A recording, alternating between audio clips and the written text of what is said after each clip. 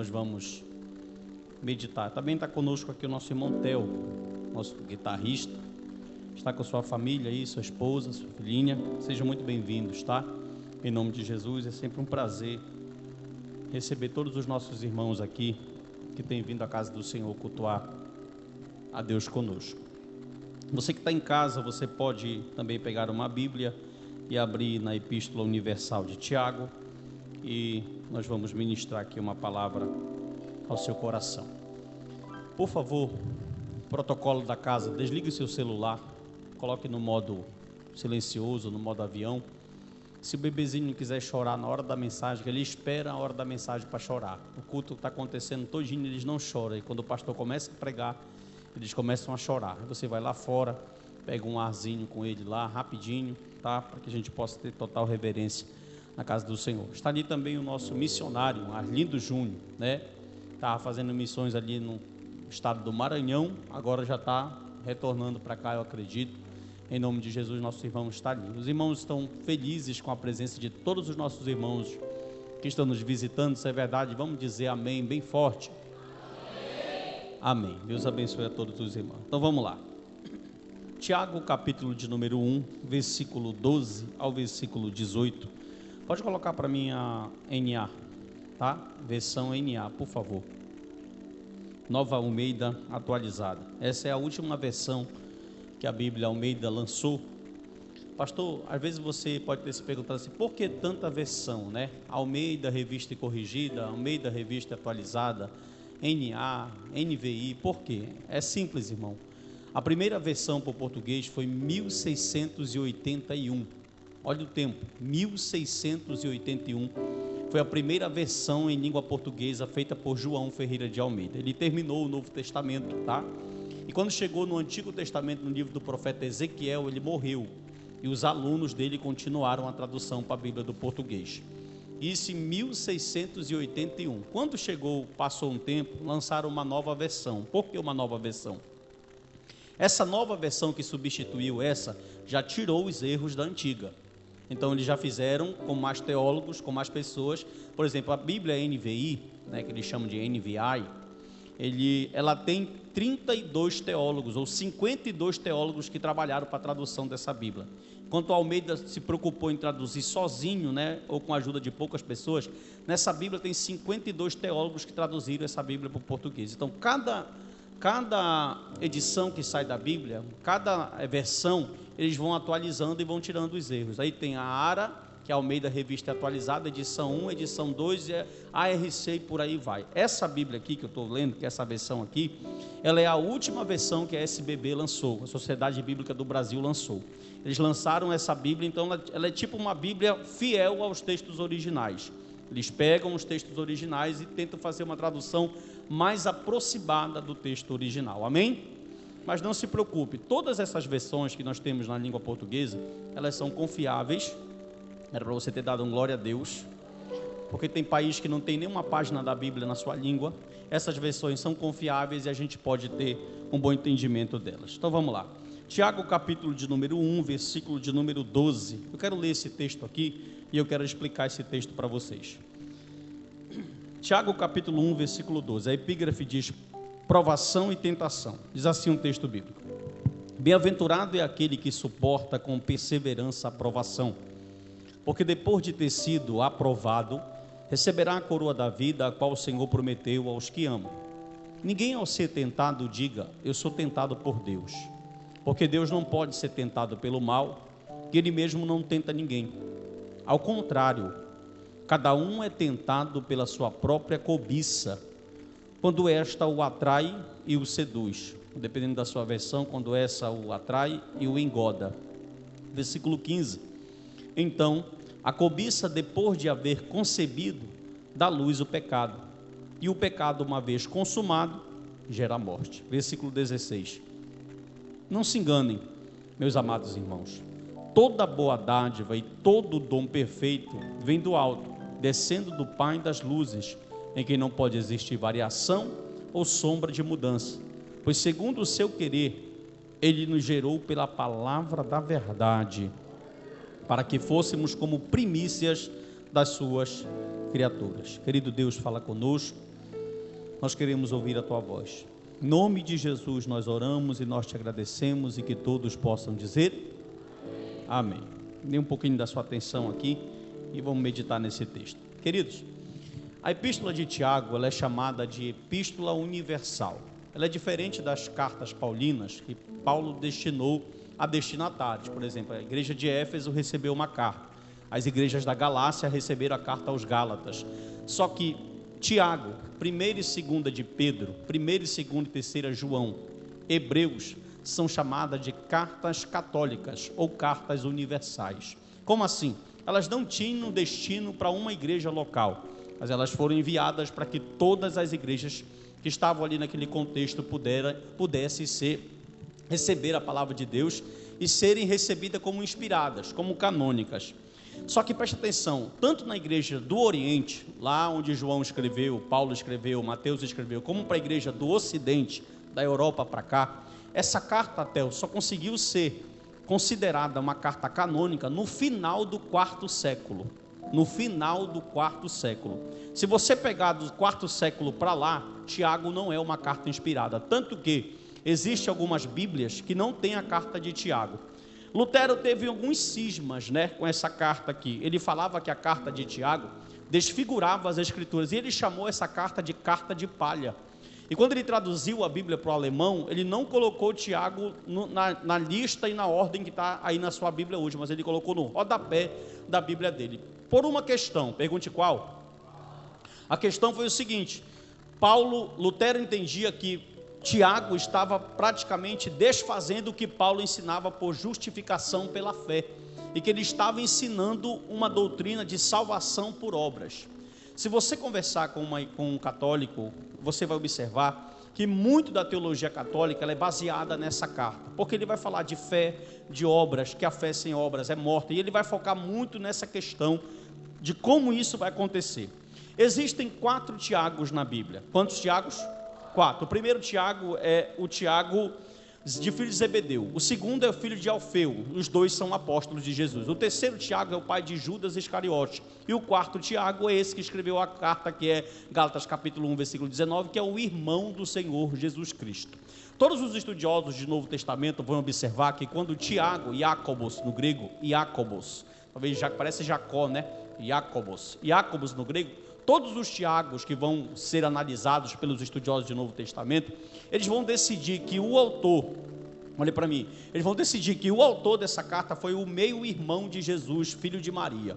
Por quê? O Tiago, o apóstolo, filho de Zebedeu, morreu no capítulo de número 12, em Atos dos Apóstolos, ele foi decapitado. Foi a primeira morte ali dos apóstolos, ele morreu no capítulo de número 12. O Tiago, pai de Judas, não tem como ser. O Tiago, filho de Alfeu, também não é. Então o Tiago, a maioria dos estudiosos vão dizer que esse Tiago aqui, que escreveu essa epístola, não é apóstolo, repita, não é apóstolo, ele é o irmão de Jesus Cristo.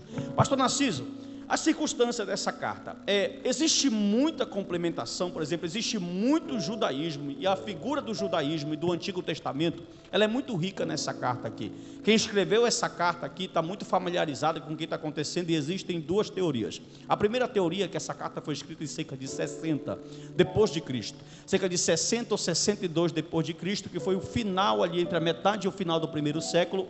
Só que outros estudiosos vão dizer que os acontecimentos da carta parecem mais se apropriarem do ano de 150 depois de Cristo. Então você pode pegar um comentário bíblico e um autor está falando que a carta é de 60. Você pode pegar outro comentário bíblico e o autor pode estar dizendo que a carta é de 150 depois de Cristo. Quando se fala de datação, a gente não trabalha com uma data exata, a gente usa sempre a expressão cerca de, porque a gente não tem uma data exata. Os estudiosos cabe entender que ficou mais provável 60 e 62 depois de Cristo. E o capítulo de número 1, a gente já vai observar que ele vai falar dos benefícios da provação, ele vai falar de como obter sabedoria, ele vai fazer um paralelo de pobreza e riqueza, até chegar aqui do verso 12 ao versículo de número 18, que ele vai falar sobre, repita comigo, provação, bora irmão, acorde, provação e tentação. Daqui a pouco eu vou liberar vocês para vocês irem comer a pizza de vocês, o lanche. Agora vocês são meus aqui, preste atenção para cá e não durmam em nome de Jesus, amém? Versículo 12 até o versículo de número 18, ele vai falar sobre tentação e sobre provação. E a gente, quando fala de tentação e provação, a gente vai observar que essas palavras, elas aparecem muito, tanto que ele já começa falando desde o versículo de número 3 e versículo 4, pode colocar, Tiago 1, 3 e 4, olha o que ele diz: sabendo que a provação da vossa fé produz, que a provação da tua fé produz um crente mais perseverante. Verso 4, ora, a perseverança deve ter ação completa. E a mesma palavra provação vai aparecer aqui na palavra no versículo 12. Bem-aventurado o varão que sofre a tentação, porque quando ele for provado, receberá da coroa da vida, a qual o Senhor tem preparado para todos aqueles que ele amam. Você não dá um glória a Deus para ajudar o pastor, mas tudo bem. Olhe para mim aqui. Essa palavra provação é a palavra grega dokimos. Repita, dokimos. Ela significa o aperfeiçoamento do ouro e da prata. Era a prata e o ouro passando pelo processo para tirar todas as impurezas. E Tiago aqui vai usar algumas metáforas. Ele vai usar a metáfora de um nascimento, de uma mulher gerando. Ele vai usar uma outra metáfora de um soldado, um atleta, que está correndo atrás de alguma coisa, para que ele possa obter um prêmio. E o versículo de número 12, basicamente, é isso. O que, pastor? Esse atleta, como assim? Ele está mostrando que assim como um atleta suporta uma grande pressão do esforço físico para ele obter um nível mais alto de resistência, quando quem assiste o UFC aqui sabe o que eu estou falando. Quando você pega ali os camaradas que são top do UFC, em uma semana eles perdem 10 quilos ou ganham 10 ou 15 quilos, em uma semana, viu? Eles têm uma dieta tão forte, tudo em busca de quê? Da excelência física. E o que Paulo, ou melhor, o que Tiago quer falar aqui, da mesma forma que um atleta vai lutar, vai se esforçar para que ele possa receber um prêmio, repita comigo, um prêmio. Aí eu já quero abrir um parêntese aqui, porque quando se fala de prêmio, ele vai usar aqui a palavra Stefanos, coroa, prêmio da parte de Deus. O crente logo pensa em algo material. Automaticamente a gente, pastor, eu estou fazendo um esforço, esse meu esforço na minha caminhada é atrás de um objetivo. Mas a gente precisa, olhe para mim, irmão, precisa entender biblicamente o que é que a Bíblia ensina na questão da nossa perseverança. Para que é a nossa perseverança? É para me conquistar algo aqui ou é para me conquistar algo lá? Porque, irmão, a gente vai observar que de uma certa forma algumas pessoas elas acabam se frustrando, e da mesma forma o cristão deve suportar provações da vida para obter. O atleta não vai ficar resistente fisicamente, você na provação vai ficar resistente espiritualmente, porque a provação da tua fé não é para te matar, mas é para te tornar um crente perseverante. Irmão, não tem como você negar, automaticamente, olhe para mim, automaticamente quando você sai de uma prova, a tua fé está maior, você está passado na casca do alho. Paulo vai falar de uma recompensa, ele vai usar, ainda no verso 12, leia comigo, bem-aventurado aquele que suporta com perseverança a provação, porque depois de ter sido aprovado, no próprio versículo Deus está dizendo, eu te coloco na luta, mas tu não vai morrer na luta. Aí que está, presta atenção, aí que está a questão, eu preciso saber diferenciar, olhe para mim, o que é um teste, o que é uma prova e o que é uma tentação. Vou repetir, eu preciso saber o que é um teste, o que é uma prova e o que é uma tentação. O próprio texto e a Bíblia explica, a Bíblia está dizendo que Deus não tenta ninguém. Então a tentação, ou ela é produzida pela tua carne, ou pelo diabo. Vou repetir, Deus não tenta ninguém, pelo simples fato, versículo 13, que ele é tão grande que ele não conhece tentação. Olha o que diz o texto, ninguém ao ser tentado diga eu sou tentado por Deus, porque ele é tão grande, tão grande, tão grande, que Deus não pode ser tentado pelo mal, ele nunca foi tentado, ele não conhece tentação, então Deus não tenta, repita comigo, Deus não tenta, mas Deus testa, Deus prova. Há uma diferença de tentação, no teste de Deus, há uma permissão, para que a tua natureza caída, e o diabo possa te tentar. E todos nós que estamos aqui, irmão, se o encardido teve coragem de tentar o próprio Filho de Deus, imagine você e eu. Amém ou não amém? Quando ele fala de coroa, eu já disse para vocês, existem 3 modos de entender essa coroa aqui. Essa coroa seria Stefanos no grego, uma coroa de ouro, Uma coroa de louro. Lembra da Grécia? Que os imperadores usavam um lourozinho aqui na orelha? É isso que Paulo está falando. Os atletas que venciam essa corrida recebiam uma coroa de louro. Não é ouro, é louro com L. De louro, bem aqui, ó. Ou essa coroa aqui, Paulo está usando de modo figurado. Ela simboliza, repita comigo, honra e glória. Paulo está dizendo assim: tu estás perseverando não por algo material. A nossa perseverança é por algo que? Essa palavra aqui, coroa, é de modo figurado. Paulo está dizendo, a tua perseverança, irmão, por que muitas pessoas se frustram? Porque elas fazem uma disputa com Deus. Senhor, eu te sirvo. Enquanto Deus está fazendo o que elas querem, está uma bênção. Está tudo certo, o glória sai. Ela congrega, vai para a igreja, não falta culto. Quando começa a apertar, a fé começa a ir embora. Por quê, pastor? Porque a perseverança dela está baseada no que ela quer conquistar, e não na coroa de honra e de glória que Deus quer dar. Olhe para mim, irmão, em nome de Jesus. Quando Paulo fala, olha, a tua fé vai ser provada, mas não vai ser provada para ver se tu tem fé para conseguir um emprego. A tua fé não vai ser provada. E é impressionante, irmão, é impressionante como as pessoas, elas se frustram. Nossa recompensa então não é, repita comigo, não é uma coroa de ouro, de louro. O que é, pastor, a nossa recompensa? Aleluia. Levante sua mão. Você não der glória, é você e Deus.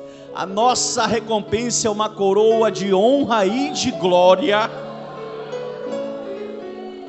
Ó, quando eu consigo entender, eu não estou perseverando para mim ser abençoado. A bênção vai ser consequência da minha caminhada. Deuteronômio capítulo 28, o Senhor disse para o povo: se vocês estiverem debaixo de obediência, as bênçãos seguirão vocês. Se vocês estiverem debaixo de desobediência, a maldição vai cercar vocês. A tua vida, como tu preserva na tua fé e o modo da tua caminhada vai dizer quem vai te servir ou te seguir. Se atentamente ouvir a voz do Senhor teu Deus, tendo cuidado de guardar todos os seus mandamentos, lá vai, bendito será na cidade, bendito será no campo, bendito o fruto do teu maçadeiro, bendito os teus animais, bendito a tua taberna, bendito o teu trabalho, bendito o teu, tudo será em automático, irmão. Por quê? Agora presta atenção. Irmão, se tem um pai e Deus é pai, oh glória. Se tem um pai que sabe valorizar o filho, é Deus. Me prova na Bíblia, provo, e eu gosto de Bíblia. Mateus 7, pedi da-se buscar e encontrar aquele que pede. Se os pais de vocês que são maus já sabem dar uma coisa boa, imagine eu. Oh glória. Só que as pessoas estão fazendo o quê? Irmão, olha o que eu descobri. Só fala se você dá glória. Olha o que eu descobri, olhe para mim. Eu descobri. Sabe por que Deus não tenta? Porque se fosse Deus que tentasse, ninguém vencia. É que tu não pegou. Vou falar de novo. Sabe por que a tentação não é produzida por Deus? Porque está para nascer um macho que ganhe de Deus. Deus não vai tentar, porque não tem como lutar contra Ele. Ele é soberano, Ele é Senhor. Aí Ele vai falar assim, olha, agora preste atenção. O capítulo 1 de Tiago, o verso de número 2, a Érica vai colocar e você vai ler, ele fala: meus irmãos, tem de grande gozo, a palavra gozo é alegria, quando caídes em várias, olhe para o seu irmão aí com todo carinho e respeito, já está melhorando o clima, olhe para ele, primeiro você vai olhar para ele vai dar um glória, isso, dê boa noite para ele, diga Deus te abençoe, diga para ele, não é pecado glorificar e dizer aleluia, já? Olhe para ele, diga assim, pergunte para ele assim, fale assim para ele, diga a verdade, olhe para ele e fale, diga a verdade, no dia da provação, tu te alegra ou tu te entristece?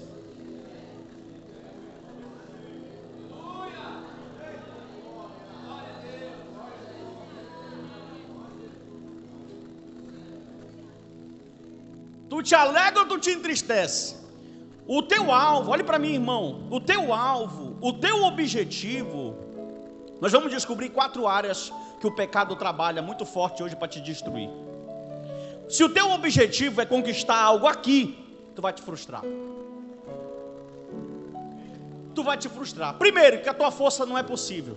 Segundo, que nós somos inconstantes. Terceiro, nós não gostamos de orar. Acabou, glória. Nós não gostamos, nós somos inconstantes, ociosos, ansiosos. A gente ora, Senhor nosso Deus, me abençoa com uma cesta básica. Aí abre o olho para ver se a cesta básica já está aqui do lado. A gente quer na hora. A gente quer só milagre instantâneo. Milagre gradativo não é para mim. Para mim é abre mar, e o mar. Não, irmão. Se o seu alvo, se você está perseverando para conquistar algo aqui, tu vai te frustrar. Agora, se a tua perseverança é para coroa, oh glória, é para coroa de glória. Olha o versículo 12, põe, Érica, 1:12. A Bíblia diz que essa coroa, porque depois de ter sido, receberá a coroa da vida, a qual o Senhor prometeu. Se tem algo que está garantido para quem perseverar, é essa coroa, porque quem prometeu não volta atrás. Aleluia. Agora, irmão, o perseverar é teu. Sabe de uma coisa? Olhe para mim aqui. O povo pensou que quando ele chegasse em Canaã, aqueles cachos de uva que 2 homens tinham que carregar num pedaço de madeira para levar, ia ser grátis. Vai ter que lutar com gigantes quando tu chegar lá. A terra está cheia de cananeu, de jebuseu, de gigazeu, de filisteu, de amorreu, tudo com eu. E a gente tem que vencer ele. A terra é nossa, mas vai ter que lutar, vai ter que perseverar, vai ter que caminhar. Qual foi a tristeza de Pedro na confissão de Cesareia em Marcos 9? Que Pedro pensou que Cristo ia tirar ele da pindaíba. Olha, Pedro, o Messias chegou. Estamos bem na foto, se demos bem, estamos na bênção. Aí o Senhor Jesus olhou e falou assim: vocês vão sofrer, vão ser cuspidos, vão falar mal de vocês, vão bater em vocês, vão rejeitar O evangelho que eu prego não engana ninguém. Esse evangelho que diz, vem, você vai mudar, vai sim, mas vai mudar no estreito, vai mudar no dóquimos, na purificação do ouro, vai mudar no processo. Irmão, e se tem alguém especialista para mexer em vaso de barro, é o oleiro de Israel. Levante a mão, deixa eu profetizar para você. Eu sinto a graça de Deus aqui, aleluia. Como assim, pastor? Todo dia esse oleiro sabe tirar a impureza. Se tem alguém que sabe trabalhar, Deus está dizendo assim, olhe para mim aqui. Deus está dizendo assim, rapaz, tu está na prova, tu é um cara feliz que tu está na prova. Isso é loucura isso, irmão. Isso é loucura que o pastor está falando no domingo à noite, nas férias, eu estou liso, não tenho R$1 no bolso, que provação. É bênção, irmão. Quer que eu diga que é bênção? Vou te provar agora. Essa profecia vai ser instantânea, lá vai. Se tu tivesse com o teu bolso cheio de dinheiro, nem aqui tu estava.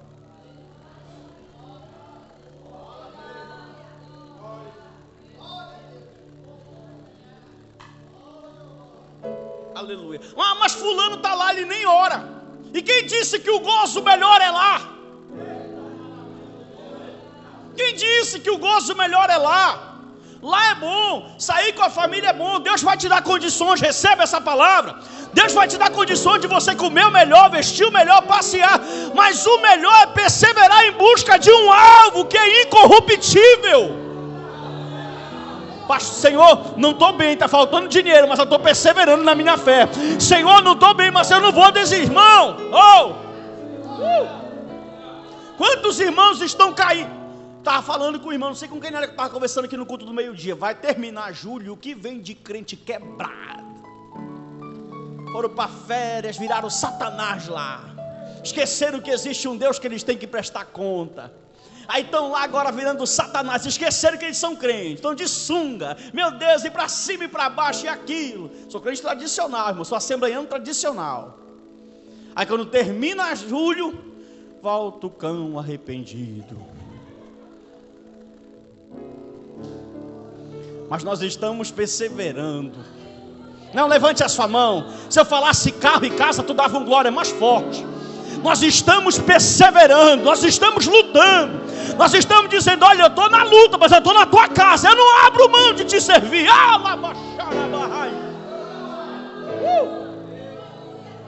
Quer ver uma coisa? Presta atenção. Aleluia. Versículo 13, por favor. No Antigo Testamento, nós lemos esse texto aqui, olhe para mim. No Antigo Testamento, falta 10 minutos para me concluir. Olha para mim, crente, por favor. No Antigo Testamento, teste de Deus, repita, teste de Deus, está ligado à obediência. Como assim? Gênesis capítulo de número 22, Abraão, me dá teu filho. Juízes capítulo 2, versículo 22, Deus deixando e cercando Israel de nações pagãs para ver se eles seriam obedientes. Então, teste no Antigo Testamento é obedecer a Deus.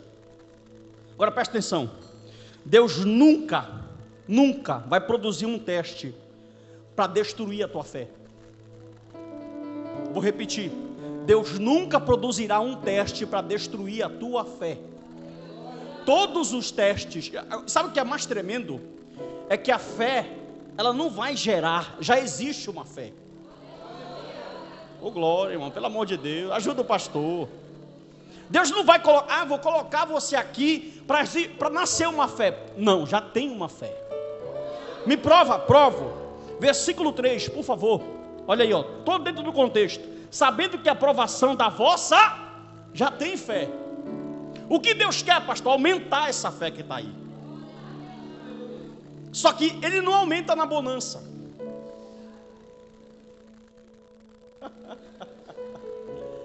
Ele aumenta na provação. Preste atenção. Ah, pastor, porque o senhor não passa o que eu passo. Vem passar o que eu passo.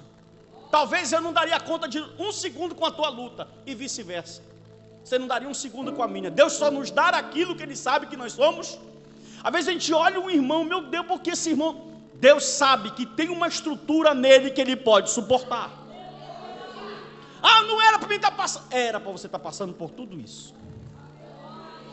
Ah, pastor, mas não, era para você estar exatamente onde você está.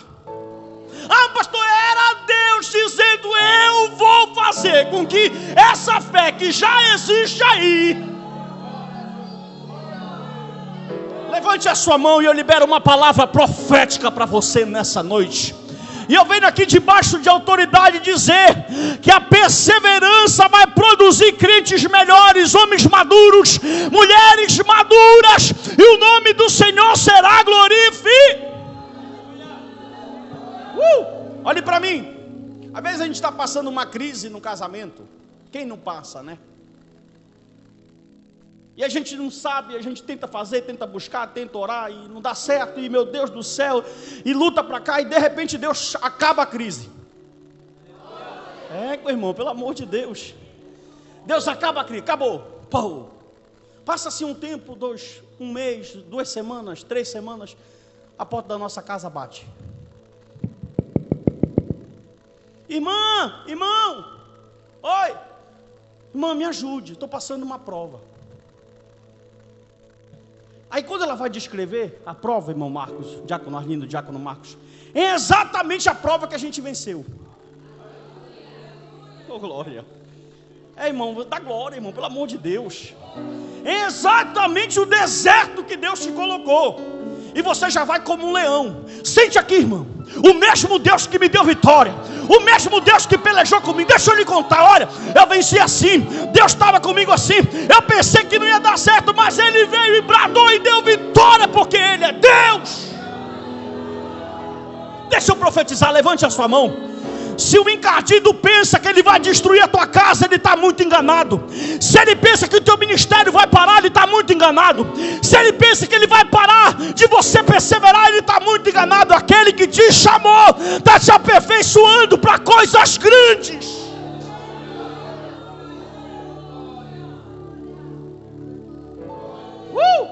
Eu já posso escutar um barulho de glória a Deus diferente, com mais entusiasmo. Levante a sua mão assim, diga: eu recebo essa palavra, Deus. Lá vai, escute. Mas pastor, versículo 14, Deus não tenta, Ele é Deus. Mas quem tentou? É aqui que começava a mensagem. Mas não vai dar tempo. Mas eu vou tentar resumir o que eu quero te falar. Mas quem tentou, pastor Narciso? Se Deus não tenta, quem é que me tenta? Lá vai. Os hebreus chamam, os rabinos judaicos antigos chamam o termo Yesher Hará. O que significa Yesher Hará? Eles diziam que todos os homens tinham um impulso maligno que habitava em cada pessoa. Eles chamavam isso de Yesher Hará. Era tipo um demônio de estimação que perturbava o homem. Irmão, por si só, a gente não quer, mesmo estando com Cristo, fazer o bem. Logo, eu deduzo e concluo que a nossa natureza é caída. Olha o que Paulo diz: quando eu quero fazer o bem, já falei mal de alguém. Não pegou o trocadilho? Quando eu quero fazer o bem, já fofoquei da vida de alguém. Quando eu quero fazer o bem, já fiz uma besteira. Quando eu quero fazer o bem, já fiz uma maldade. Quando eu quero fazer o bem, o mal eu já pratiquei. É a nossa Lá vai, vamos lá. Quem tenta? Deus, o diabo ou eu? Deus não é. Versículo 13, eliminou essa alternativa. Onde entra o diabo na tentação? E aonde é que eu entro nisso? Lá vai. A palavra coloca o versículo 14. Leia comigo, todo mundo no 3, 1, 2, 3. Ao contrário, cada um é tentado pela sua própria. Essa palavra cobiça é a palavra grega epitomia, que ela significa concupiscência, desejos. Ela pode ser um desejo bom ou pode ser um desejo mau. Só que aqui nesse texto a palavra epitomia, que é traduzida como concupiscência, pode ser que alguma versão esteja concupiscência, ela está ligada a um desejo carnal, egoísta e ilícito. Olhe para mim. Esse texto aqui, essa palavra cobiça, epitomia, significa um desejo carnal, egoísta ou ilícito. Ao contrário, cada um é tentado pela sua própria cobiça. Quando essa o atrai, coloca para mim nesse mesmo versículo, por favor, a versão NVI, que ela é muito esclarecedora. Olha o que diz a versão NVI nesse versículo aqui. Isso aqui é uma bênção de Deus, irmão. Cada um, porém, é tentado pelo próprio mau desejo. A tentação começa com você. Calma. Sendo por este arrastado e... Agora põe ARC, Almeida Revista e Corrigida, que ele vai usar um outro termo que vai nos ajudar. Ele vai dizer, da glória que aparece mais rápido. Isso. Aleluia. Mas cada um é tentado, quando atraído, essa é a palavra, e engodado pela sua própria... O que é engodado? Esse termo engodado no grego significa uma isca de anzol. Como assim, pastor? Uma isca de anzol? É o peixe olhando para o anzol e dizendo, égua da minhoca.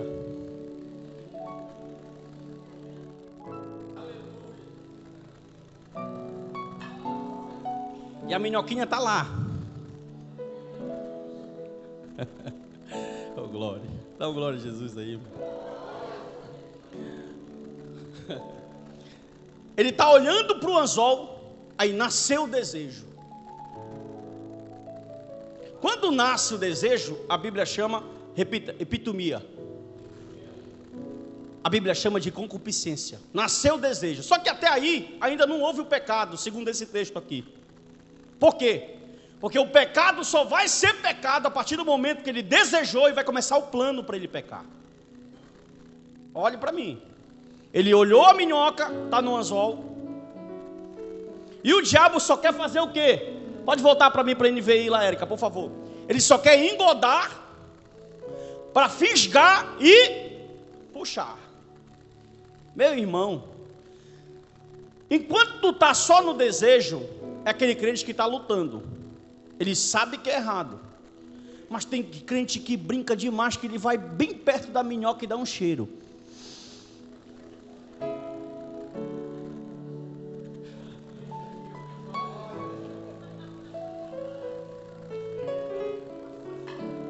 Olhe para mim, vou colocar mais minhoca no caniço, olhe para mim. O anzol está aqui, irmão Marcos. Aquilo lá está, meu irmão, você não vai ser atraído por algo que não te tenta.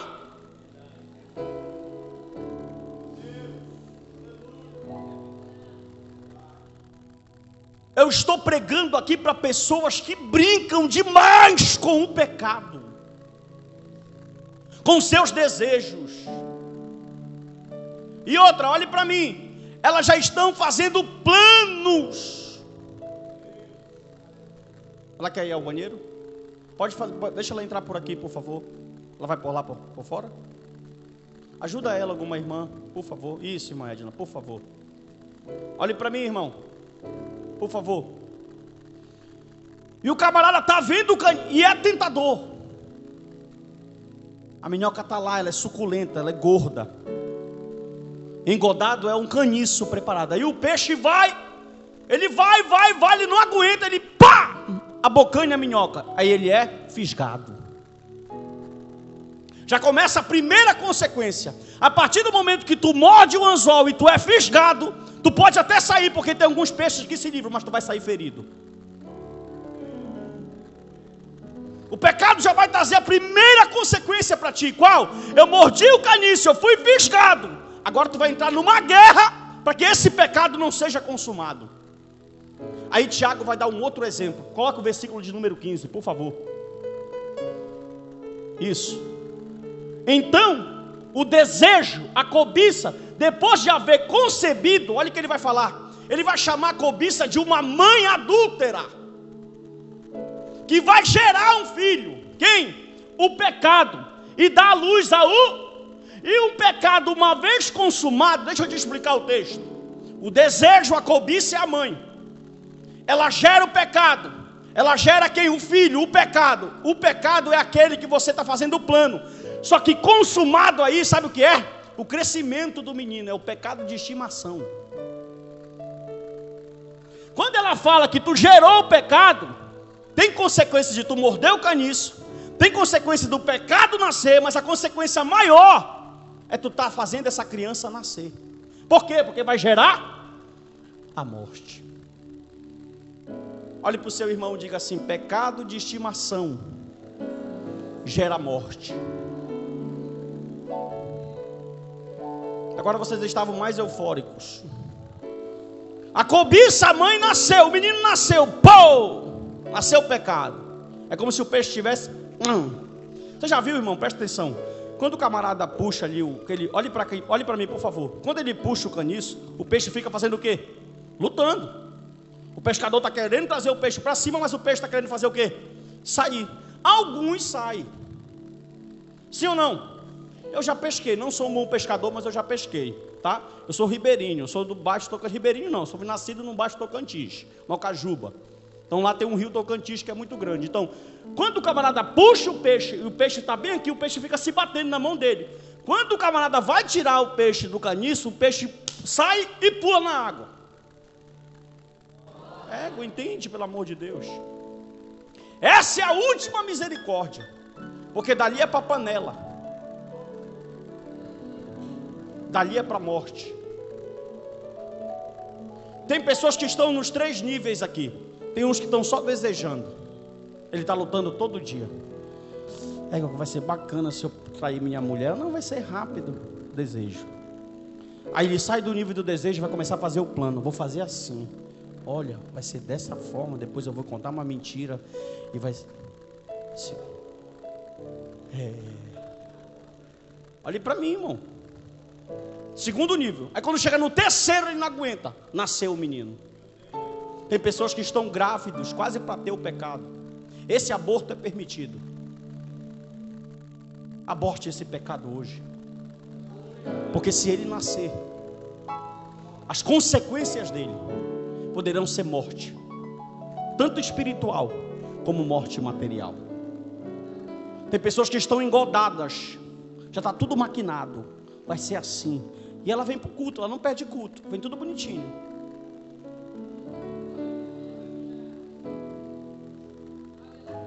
Não, Senhor, eu vou dar uma fisgadinha, eu vou dar uma comida na minhoca, mas eu vou para o culto de terça.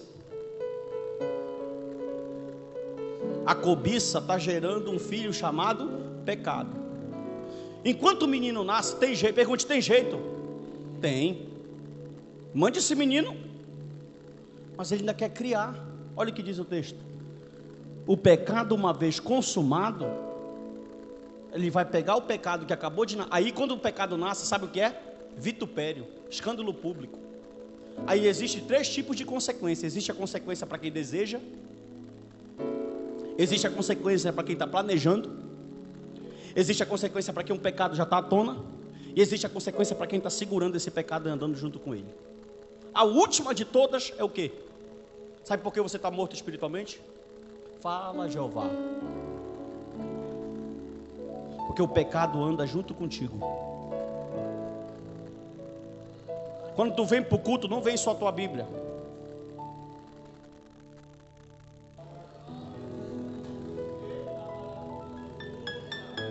E Deus está dizendo hoje: ainda tem tempo de tu, peixe, sair desse caniço. Irmão, é muito triste ver pessoas que têm um potencial tão grande, que podiam estar voando nas asas do Espírito, morrendo espiritualmente. Eu converso com a minha esposa, tem hora que dá vontade de chorar, irmão, de tanta tristeza, de ver pessoas declinando na vida espiritual de uma forma impressionante. Por quê? Porque brincam com o que não pode. Se tem uma coisa, querido, querida, que você não pode brincar, é com a tua vida espiritual. Brinca com tudo, menos com a tua vida espiritual. Pastor, como eu persevero? Pegue sua Bíblia e volte a ler. Pastor, como eu persevero? Volte para a oração que você deixou. Pastor, como eu persevero? Volte a ter comunhão com seus irmãos. Pastor, como eu persevero? Volte a congregar. Eu estava falando para a irmã Sandra, missionário Arlindo Júnior, que quem não gosta de ler Bíblia, e quase toda a igreja não gosta, a verdade é essa, e não adianta vocês falarem que é mentira, porque é verdade.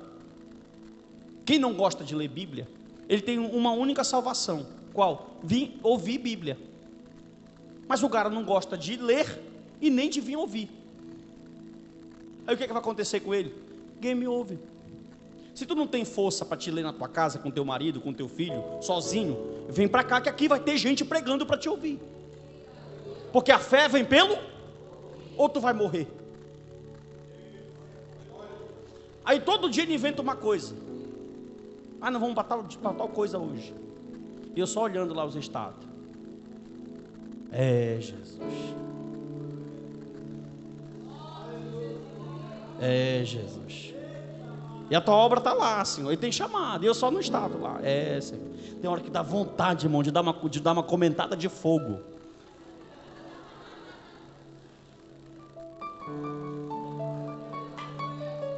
Eu lhe juro que dá vontade de chegar lá e falar: olha, Deus vai te matar, tu vai morrer, e isso e aquilo. Mas eu não opero a justiça em ninguém. O meu papel é pregar. O meu papel é te ensinar. Se eu pudesse mudar a vida de alguém aqui, a primeira que eu mudaria seria a minha. Eu não posso. Mas tem o evangelho que tem poder.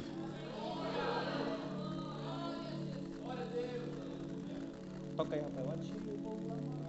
A banda, vem orar comigo, Jesus, aqui.